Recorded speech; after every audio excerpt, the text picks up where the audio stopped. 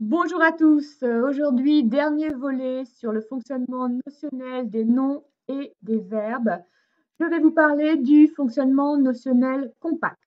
Donc, nous avons vu que le fonctionnement notionnel discret correspondait à des verbes et des noms qui renvoyaient à des notions contenant une idée de format, de délimitation.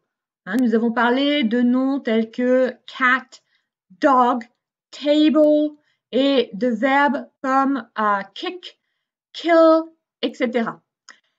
Pour les noms et verbes à fonctionnement dense, je vous ai expliqué que ces noms et verbes renvoyaient à des notions ne contenant pas en elles-mêmes un format, mais pouvant être délimités en situation contextuellement par des circonstances, par des compléments d'objets directs, par exemple, ou par des dénombreurs dans le cas des noms. Je vous ai donné plusieurs exemples, je peux vous en donner d'autres.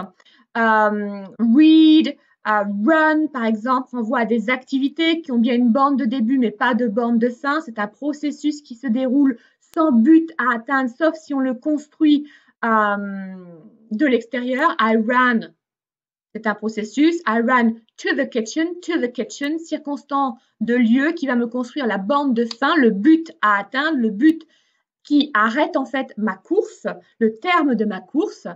C'est un exemple de construction d'une borne, d'une délimitation du processus, mais elle est extérieure à ce processus. Run en lui-même n'a pas de borne de fin, contrairement au procès kill, par exemple. Même chose pour milk, pour sand, pour flower, pour dust, pour water. Ce sont des notions qui ont bien une borne de début en quelque sorte, ça commence bien quelque part, mais ça n'a pas de forme en soi. Donc, si on veut donner une forme, un format à, par exemple, milk, eh bien, il faut mettre le lait dans un verre. Il prendra la forme du verre. Vous achetez une boîte de lait ou une bouteille de lait. Donc, c'est la bouteille ou la boîte qui donne le format du lait. Le lait n'a pas dans sa notion, milk non plus d'ailleurs, une délimitation intrinsèque, définitoire. Maintenant, si l'on aborde les noms et les verbes à fonctionnement notionnel compact, on retrouve les propriétés que nous avons vues pour le fonctionnement dense, en ceci que ce sont des noms et des verbes qui n'ont pas dans leur notion de délimitation, qui n'ont pas de format. Le souci, c'est que l'on ne peut pas, ou alors extrêmement difficilement, donner à ces verbes et noms à fonctionnement compact un format extérieur. Alors, à quel nom, à quel verbe est-ce que je pense ici? Eh bien, des noms tels que hatred, love, knowledge, par exemple. Des verbes tels que le verbe be, le verbe know, le verbe believe. Tous ces verbes qui renvoient à des états, ces verbes qui renvoient à des opinions, à des états d'esprit. Vous avez là des notions qui sont, que ce soit pour les noms ou pour les verbes, essentiellement qualitatives. Et leur délimitation ne se fera que par incarnation. Vous allez dire que quelqu'un a du courage. Donc, c'est dans cette personne que vous allez reconnaître la vertu courage, par exemple.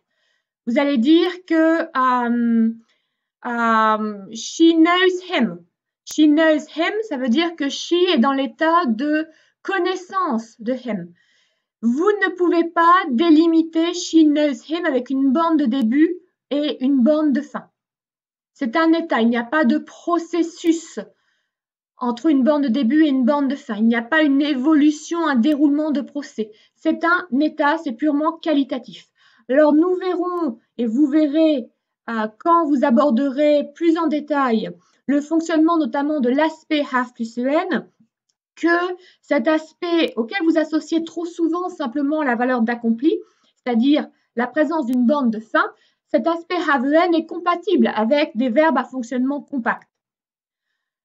Cela suppose une interaction entre l'aspect grammatical et l'aspect lexical du verbe qui conduit en contexte à des valeurs particulières qui n'ont plus grand-chose à voir avec cet effet de sens accompli.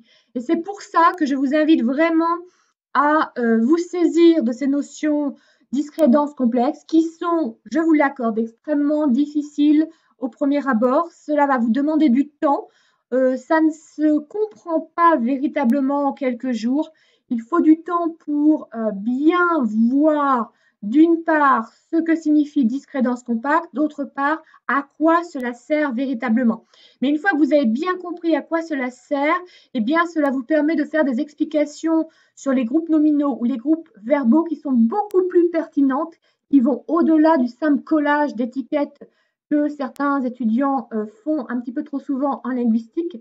Vous vous mettez à mieux comprendre le système linguistique de l'anglais notamment. Donc, ce que je vous conseille pour ceux d'entre vous qui ont mon ouvrage linguistique énonciative de l'anglais, aborder ces notions de discret, dense, compact dans les chapitres introductifs, mais surtout, ne restez pas bloqué sur ces chapitres introductifs, même si vous avez l'impression de les comprendre simplement à 30% ou à 40%.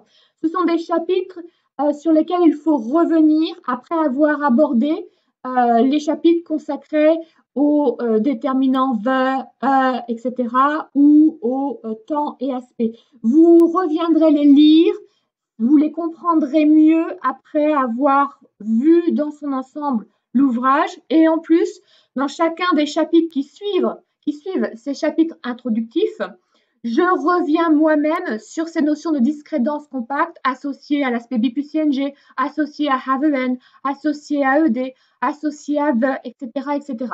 Donc surtout, considérez bien l'opposition discret, dense, compact comme l'une des notions peut-être les plus difficiles à saisir, à comprendre sérieusement, et donnez-vous le temps de la compréhension, le temps de l'acquisition, véritablement, sans vous dire c'est trop difficile, ça ne me sert à rien, je ne veux pas m'en servir. Non, c'est vraiment quelque chose qu'il va falloir apprendre à maîtriser sur la durée. Voilà, donc dans 15 jours, c'est le CAPES.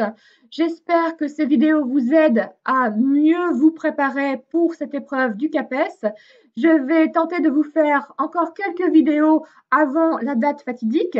D'ici là, je vous souhaite bon courage. Ne vous découragez pas, continuez de travailler régulièrement et à très bientôt.